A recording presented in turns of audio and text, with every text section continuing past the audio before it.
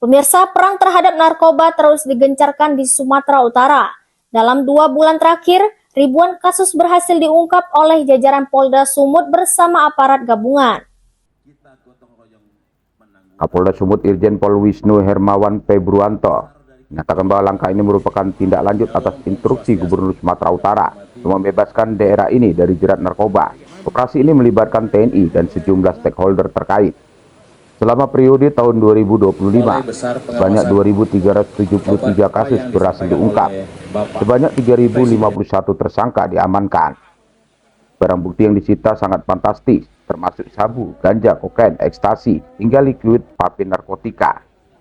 Kapolda mengungkapkan fakta mencengangkan. Tawuran di Belawan ternyata dipicu konflik antar jaringan narkoba. Bahkan tempat hiburan malam di Medan dan Siantar menjadi ladang peredaran narkotika.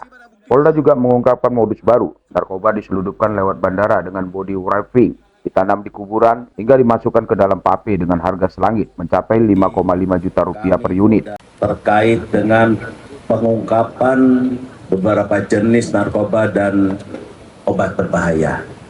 Yang pertama, kami mengingatkan kembali pada saat Bapak Gubernur Bobi Nasution menyampaikan pidato pertama di depan Dewan DPRD Sumut yang menyampaikan kepada Kapolda dan Pangdam untuk bisa mengeluarkan daerah Sumut menjadi bebas narkoba.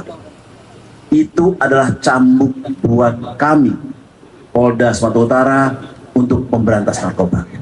Untuk itu kami Polda Sumatera Utara dibantu oleh stakeholder yang ada, baik dari Balai Besar Pengawasan Obat, dari Bea Cukai, dari Angsa Pura, dan dari berbagai dinas yang ada di Sumatera Utara bergabung untuk memberantas narkoba. Yang pertama, adanya penggalangan dari para bandar narkoba kepada masyarakat yang tidak mengerti akan bahaya narkoba. Sehingga beberapa masyarakat menghalang-halangi tindakan kepolisian di tengah-tengah kita menindak narkoba. Untuk itu, Polri melakukan penindakan tegas terhadap masyarakat yang menghalang-halangi petugas Polri yang menindak para bandar-bandar narkoba. Nanti akan dijelaskan oleh Pak Dirnarkoba. Kemudian di wilayah Belawan, kita ingat beberapa tawuran yang terjadi di Belawan, rupa-rupanya berawal dari peredaran narkoba yang begitu besar terjadi di wilayah Belawan. Ada beberapa kasus yang kita ungkap di Belawan, dan disitulah mulainya terjadi tawuran. Yang ketiga, juga kita melihat bahwa kita tidak saja menangkap puluhan atau ratusan kilo yang ada di sini, tetapi kita juga melakukan operasi-operasi di wilayah tempat-tempat hiburan, baik di hulu maupun di hilir. Ini akan berlangsung terus sampai nanti kita keluar dari zona namanya pada narkoba. Baik, terima kasih. Mohon izin Bapak Kapolda, undangan sekalian, senior Kapolres Tabes dan rekan-rekan Kapolres sekalian. Tadi Bapak Kapolda sudah menyampaikan terkait dengan pengungkapan kasus. Di sini saya akan menjelaskan setidaknya ada 5 hal yang akan kami sampaikan. Yang pertama adalah sampai dengan saat ini Polda Sumatera Utara periode tahun 2025 telah berhasil mengungkap 2.373 kasus. Saya ulangi, 2.373 kasus dengan 3.051 tersangka sampai dengan kemarin malam. Terkait dengan barang bukti, periode yang saya sampaikan tadi sudah sebanyak 665 kg sabu, berarti melebihi setengah ton, dan 121.000 butir ekstasi dan kokain 1,1 kilogram, dan lain sebagainya.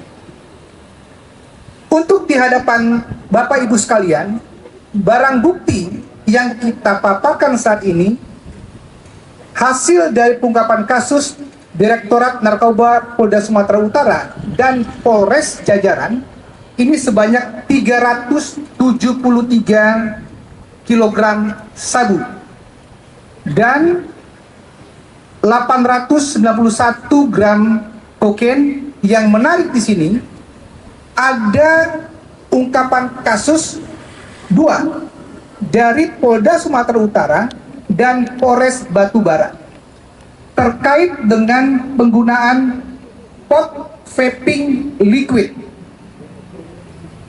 Kami dari proses pendalaman ini sudah banyak sekali beredar di wilayah Sumatera Utara. Pot vaping liquid ini mengandung etomidate dan metomidate. Di dalamnya adalah kandungan obat keras. Harganya untuk produk estimasi antara 4,5 juta sampai dengan 5,5 juta. Ini yang sedang kita dalami. Ada sebanyak 5.393 pot vaping liquid cartridge yang berhasil kita ungkap dengan 2 modus. Modus pertama adalah berhasil diungkap dengan menggunakan kapal dari perbatasan perairan Malaysia yang masuk ke dalam perairan Indonesia. Kemudian yang kedua, berhasil ditangkap di darat oleh jajaran Polres Batubara. Kemudian yang menarik, nanti dijelaskan juga dari teman-teman di BPOM, kita berhasil menangkap 1 gudang kemasan dan olahan. Ini kita sudah menghandle 3 tersangka.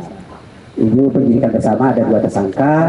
Beberapa hari yang lalu kami menangkap pabrik ilegal yang mengoplos obat-obat kuat maupun obat mati yang sangat membahayakan masyarakat. Nah, ini meningkat di tahun 2025 ini berkat kerjasama peningkatan dari implementasi MOU antara Badan POM dengan Kapolri dan kita breakdown dengan melalui Direktur Narkoba. Nah, modus operandi yang dilakukan oleh tersangka ini adalah dengan mengoplos menambahkan obat-obat kuat. Ini sangat membahayakan kepada masyarakat. Dan beberapa bulan yang lalu kita juga menangkap pengiriman tramadol palsu yang merupakan obat yang sangat berbahaya yang disalahgunakan sebagai narkoba nantinya. Terima kasih Pak Direktur Narkoba.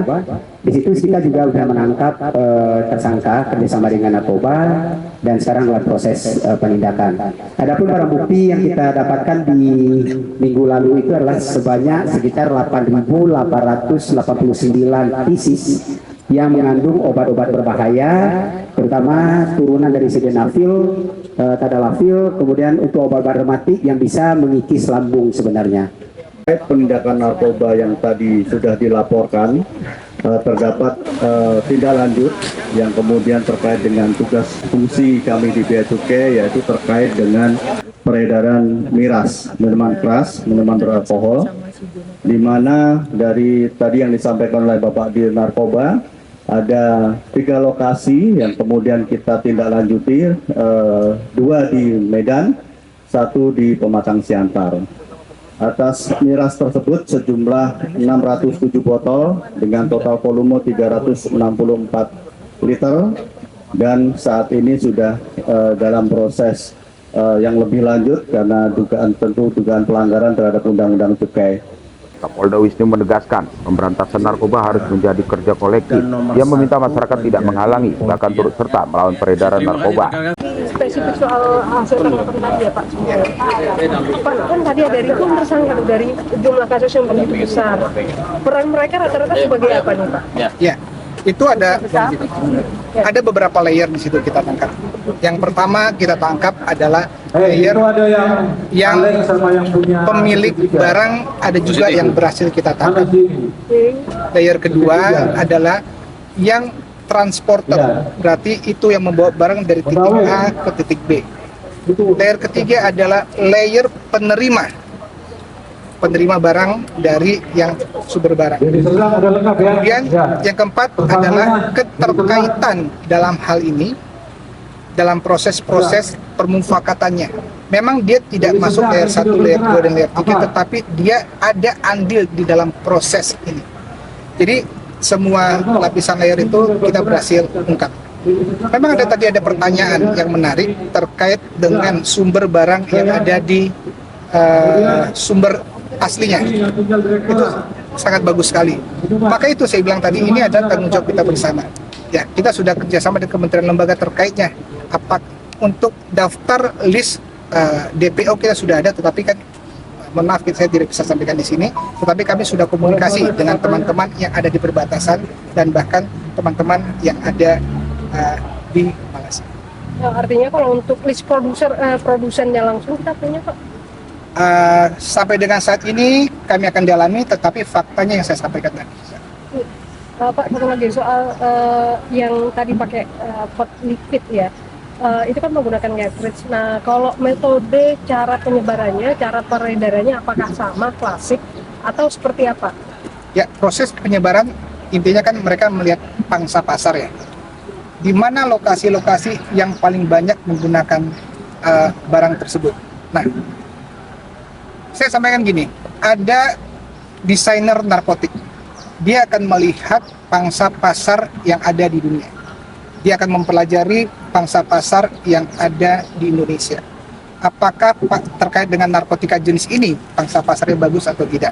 Biasanya mereka menghitung seperti itu. Dan maka itu kita akan mendorong ada beberapa NPS, zat kimia aktif yang merupakan bukan narkotika, tetapi itu belum terregulasi dalam peraturan Permenkesnya.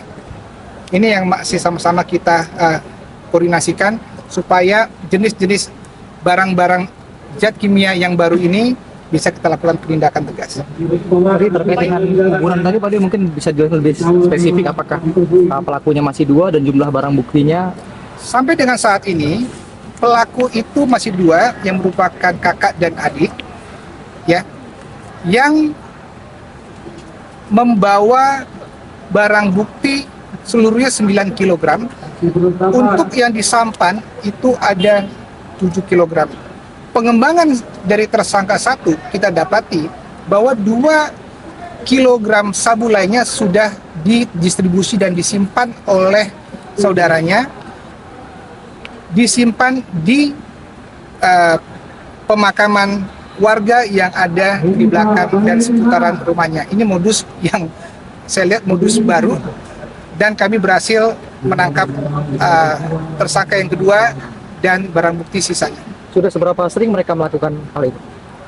Kalau modus ini beberapa kali memang mereka sudah mengambil sumber barang yang sama dengan modus yang sama, tetapi kami melihat ada 2 DPO yang disampaikan 2 nama, tetapi ini dalam proses pengejaran.